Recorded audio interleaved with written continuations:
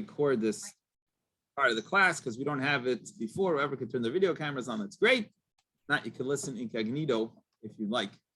All right, so let's go. Am I sharing now? No, I'm not sharing now. Here, one second. Let me share the screen. Hold on one second, guys. And see if I can get, oh, here. Okay. Actually, I want to share one more picture. Give me a second. Where's my phone? I got to share one more picture with you. Here we go. Okay. All right. So we have two pictures for today's Navi class. I'm going to start with one, and then I'll show you the next one later on. All right. So this is for later. Let me show you. Oh, one second. Sorry, guys. Okay. So again, my handwriting not good, but we'll have to live with it. One second. Hold on. I'm going to just show you at least the location of the map of where different things are. So here's, and these are the names from the previous class that I gave. I want to show you. So these are the names. What happened was, in this, just to catch you up for those who weren't here, the Jews had conquered in the previous chapter the whole southern area of Israel very quickly. Okay. Now the northern cities, major cities of the people who lived in Israel, the different nations, the 7 nations, 6 nations that lived in Israel at the time, that wanted to fight, they had to offer it to peace, we learned in earlier, and they saw what the Jews did to all the southern cities. So they got together, and this is the previous class, we quoted all the names.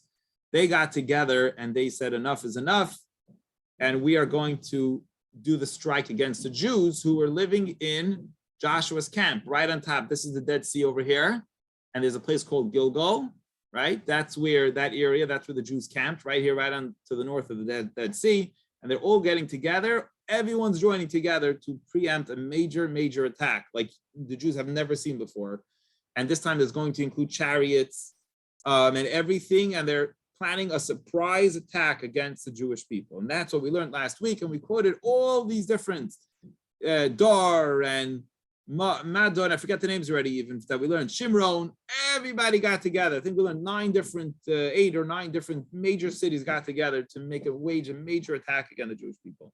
And what's going to happen in today's class is Hashem will let Joshua in on the secret.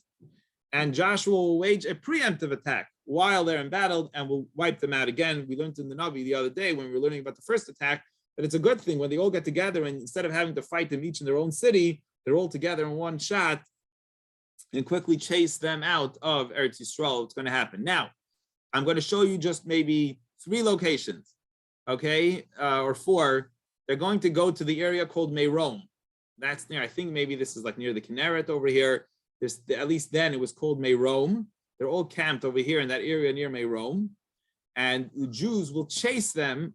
I'm going to show you where the Jews will chase them to. There's a place called Great Sidon. The commentaries say that there was a small Sidon and a great Sidon, a major city. They're going to chase them all the way north up to the Great Sidon, and also another city to the left. We're going to quote this in the verse. They're called, I think, Mishrafot Mayim. They actually call it means burnt water. We'll see Rashi is going to explain why it's called burnt water. It's the water would go into these like low holes in the ground, and I guess it would evaporate and salt would come out. So it's called like the burning of the water. Mishrafot Mayim, that's another area which is pointing to the left over here. So that's it. Okay, that's what we have right now.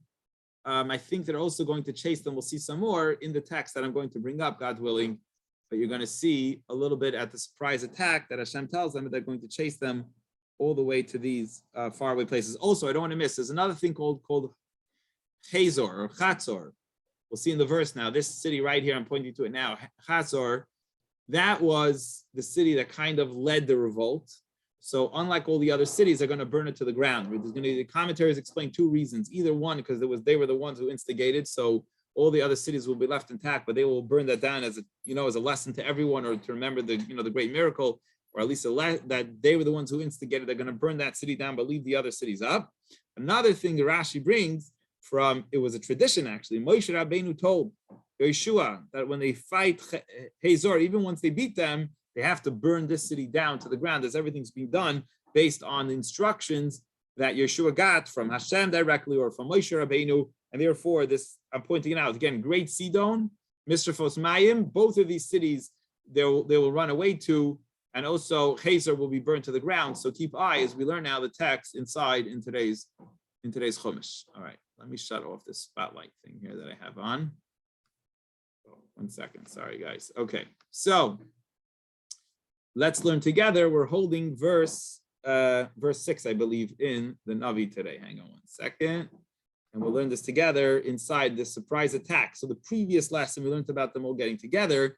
So we take over from verse 6, where they planned the surprise attack as we continue through the book of Yeshua, continue through the history and the stories and the Tanakh together. Hashem says to Yeshua, to Joshua, Al tira mipneim.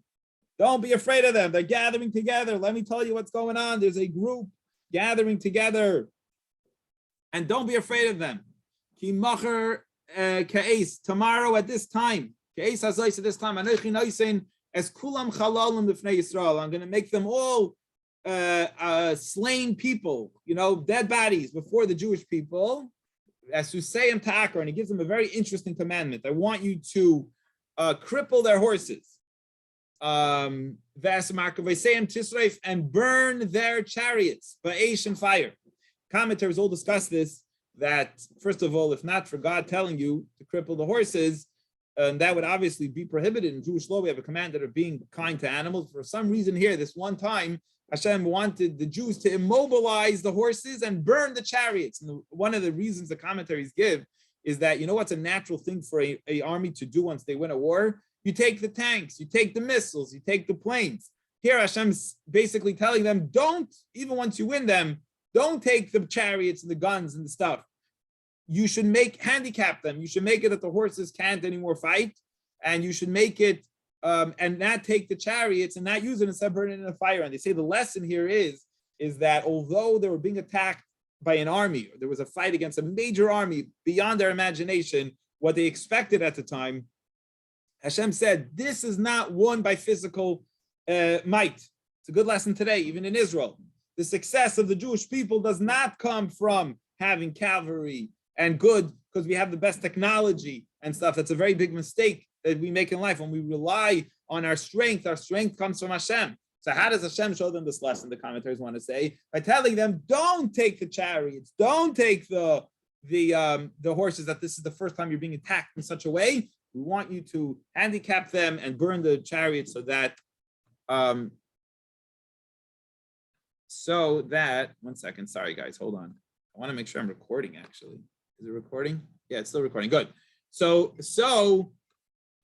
that you don't, it's Hashem, don't grab their chariots and handicap them so you don't take them. I don't want you to make a mistake and take them and then think that it's the power of the chariots and so on that will bring you success.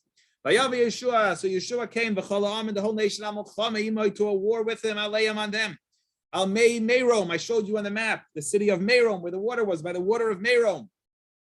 Pitom, suddenly, because it was a surprise attack, they thought they were big chachamim, they were going to attack the Jewish people. They made a big mistake. They were surprised at the attack by Yipol Behem, and they fell on them.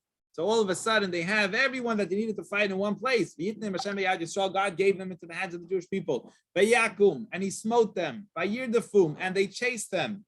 And I showed you on the map where it was. Ad Sidon Rabbah, to the great Sidon, all the way to the north, where I showed you on the map.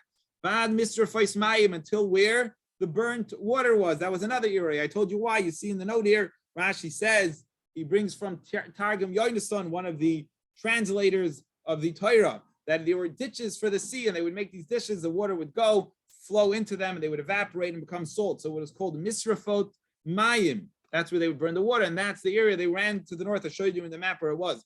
Vad Bikas Mitzpah, and to the valley of Mitzpah. Izracha, to the east. They ran also to the east. I guess maybe those are north and northwest. They were also to the northeast. Vayakim al-Buti Yisham Sarid, and they smote them until they left. None of them remaining. So all the armies came together. The Jews made a surprise attack, and they ended up wiping out all those armies. V'yaslam Yeshua kasher amar loi Hashem, and Yeshua did exactly what Hashem said. Instead of taking the horses and the chariots, as Husayim Iker, he handicapped or crippled the horses. Best mark of Yisem Saraf, and he burned the chariots by Asian fire. V'yashiv Yeshua Beisahi, Yeshua returned, and there was one city he was going to do a real job on. As Chatzar, he went and he took Chatzar. That was the city that instigated it. I showed you on the map. As Malka and their king, Hikav Acherev, he smote with the sword. Ki Chatzar lefanim, because Chatzar was formerly the head. Roish kol lefanim, he Roish kol hamamlacha Yisrael, was the head of all the other, all the cities that led the war. So Chatzar got dealt specially more than anybody else. V'yakim as kol nefesh, but they smote all the souls that lived there. Ficherev by the sword. Hachrim leinoisar, they totally destroying them. They didn't leave anything called Neshama, not one soul. As Chatzar started Be'esh, and Chatzar more than the rest of the cities, they burnt to the fire.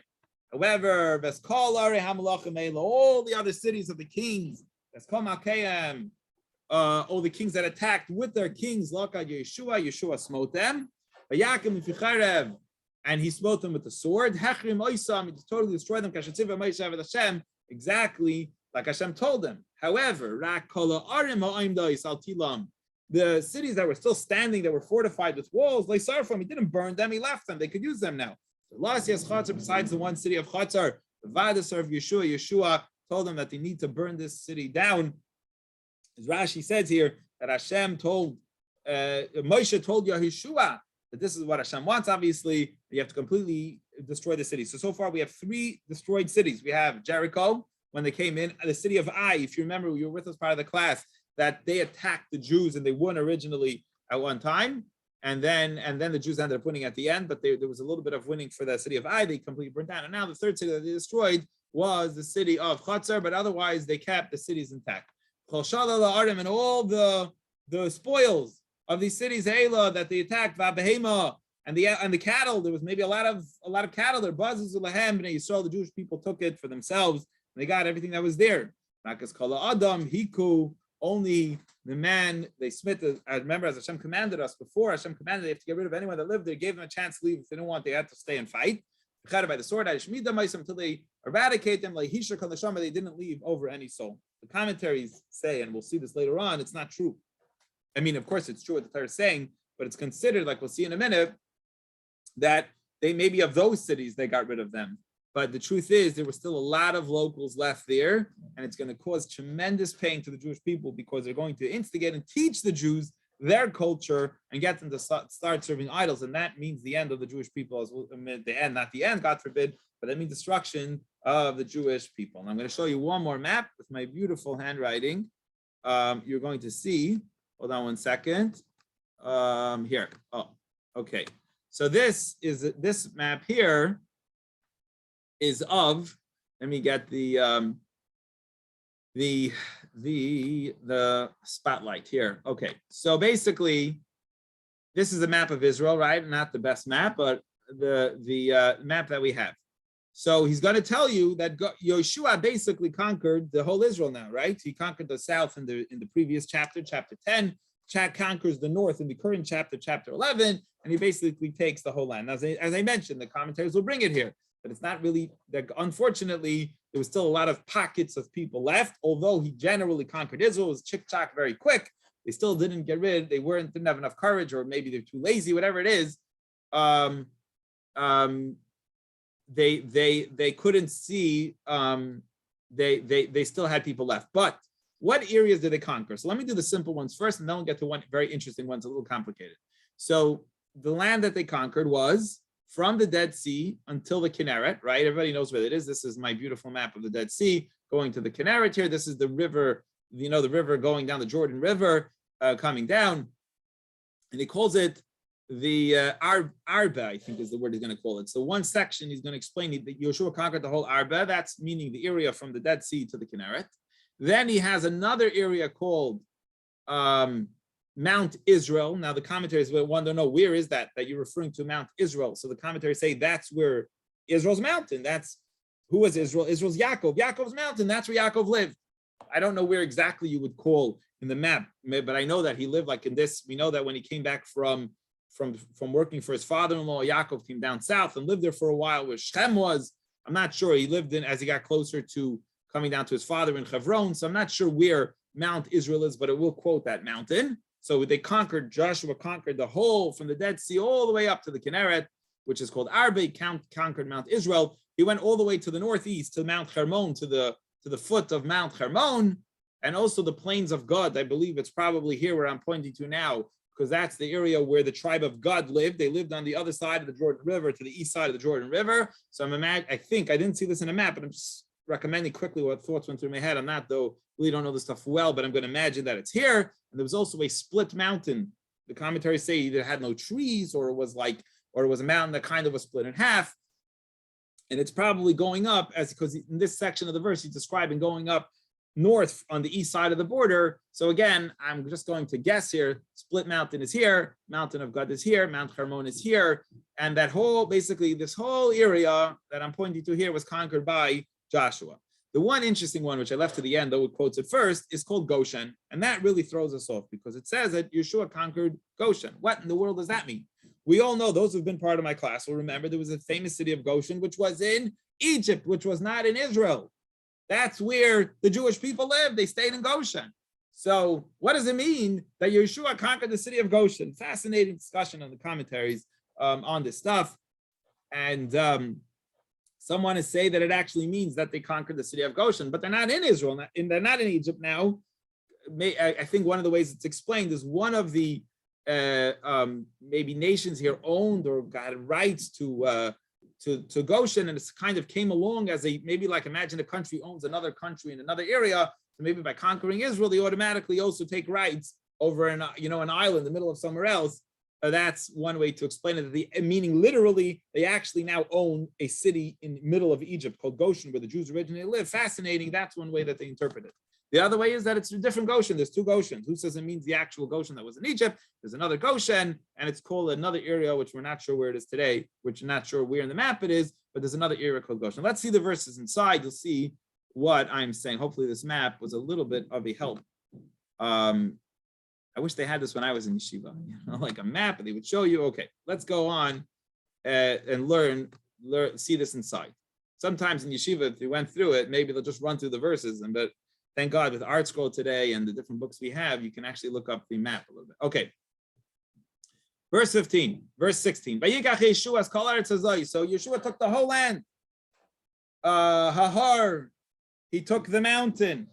Okay, Yeshua took the mountain. Veskol Hanegev, and the whole south. Took the whole south, because he conquered the south of Israel. Okay, so that whole south section that they first conquered before they went to the north. So the mountain and the south. Veskol Eretz HaGoshen, he took the whole land of Goshen. And I explained to you just now that there's a whole question. What does it mean they took Goshen? Where exactly is Goshen? Is Goshen in Egypt, or is this a new Goshen? Ves HaShvela, and they took the plains, that whole area, the whole south, with the land of Goshen and the plains. Ves HaArava, and they took the Shvela is a valley, and the plain, and Arava, as I described to you, is the whole middle section of Israel between the Dead Sea all the way going up north to the Kinneret. That's Har Yisrael, and the mountain of Yisrael. And one of the commentators explained that was the mountain where Israel, where Yaakov lived. Shvela and the valley. Oh, they took that whole area. Very interesting. Continuing right along, verse 17. Minahar Achaluk, from the smooth mountain. So either was a mountain that had no trees, or a certain mountain there, which I pointed to in the map, and or it means, I think it means that there was like a split mountain or something. Ha'oila Seira, as you're going up to the land of Seir, you're traveling. I believe, if I understand this correctly, Vad Baal, going up to Seir, Vad Baal God, until the plains, the area of the Baal of God. Okay, maybe, I'm not sure. Now I'm thinking the Baal of God. I'm not sure where that area is. I showed you in the map where God lived. The Bikas Halavanan, by the plains of the Lebanon, Tachas Har Hermon, to the bottom of the Hermon mountain. I showed you that in the map. It's called Malkayim, and all their kings, Lakad, he Smith, Vyakim, Vemisu, and he put them to death. Here, Baal God, Rashi translates as the plain of God. I showed you where the tribe of God lived in, so perhaps that is again right there. And that is the end of our second part of chapter 11. We'll conclude this, with Hashem's help, the next time we have a chance to learn the Navi together. Any questions or comments on today's